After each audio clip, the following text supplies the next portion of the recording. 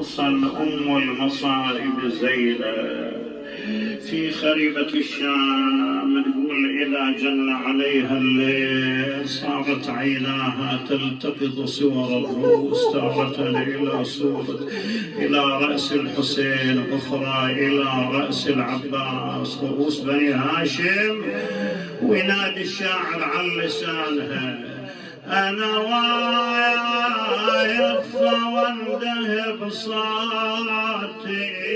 والله يسمعون ويغضون أخوتي. تمنيت قبل حسين موتي، ولا شاف العدا تنهب ببيوتي. لما يجي عليه النهار تعرف الإمام زين العابدين يقول: إن الخربة التي نحن فيها لا تظلنا من حر ولا برد، وبعد شماتة الشامتين الساعة تجي عليه المرة تشمت به، يقول: الحمد لله الذي نصر الملاعين عليكم. ذيك الساعة طرقت الباب لكن المرأة ما دخلت. جاءت الجارية قالت لها: سيدتي اكو امرأة على الباب جاي تبكي. يقول: انا لازم اشوف سيدتي زينب. قالت لها: انا ما استقبل نساء في الكوفة، ما عندي معرفة بالكوفة. قالت: لا والله هي تلح تقول انا مو شامتة، انا شريكتكم في العزاء. قالت لها: دخليها. دخلت المرأة زينب ما تعرف فش تقول لها: انت منين الحرم الحزينة، بس لا جاية الشمتين ترى أنا من الشماتة تلوعينا، نسا واطفال نسا ورجال تتفرج عليه. المرأة دخلت بكاءها بكاء محب بتأليه. قلت لها: أخي من أنت وما الذي أتى بك؟ تقول لها لسان الشاعر، تقول لها: يا زينب لو أن تدري النار اللي بقلبي ما سلي. منو أنت؟ أنا طاعة يا زينب يا أخت الحسين. صارت تسولف لها على مسلم، لكن عيون طاعة البنات الصغار تعاين عليه. زينب قالت له: أخي أتبحثين عن واحدة؟ قالت: بلى سيدتي، منهن حميدة. ايش معنى حميدة؟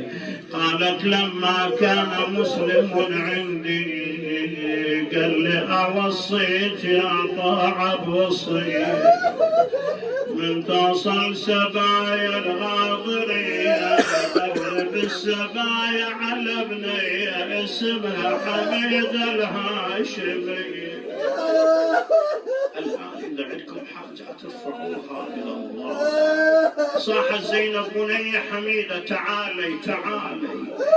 أقبلت حميدة جلست في حجر طوع، قامت تمسح على رأسها، لكن هذه هاشمية فطنة التفتت لها. تقول لها: عما يا طاعة احكي لحاله، لما انطاح منه التدنى وغسلوا عن القاع شاله، كنت ارتجع عم بدال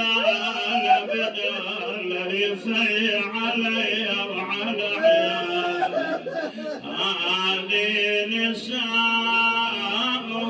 من يكون إذا سرت الأسر سائقها ومن حاديها.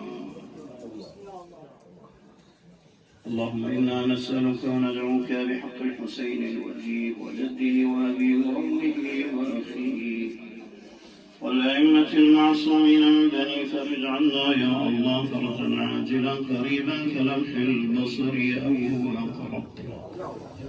اللهم شافي كل مريض، اللهم احفظ هذا البلد من كل سوء يا الله. ارحم العراق واهل العراق، من علينا بفرج عاجل، عجل فرج وليك القائم المؤمن والعبد المنتظر، حفظه بملائكة المقربين وأيده بروح القدس يا رب العالمين. الحاضرين اللهم اقض حوائجهم للدنيا والآخرة، وعلي الطيب احفظه وعياله جميعا، وأدم عليهم خدمة المولى بعبد الله لأرواح أمواتكم فمات على الولاية والدين ود ثواب الفاتحة مع الصلوات.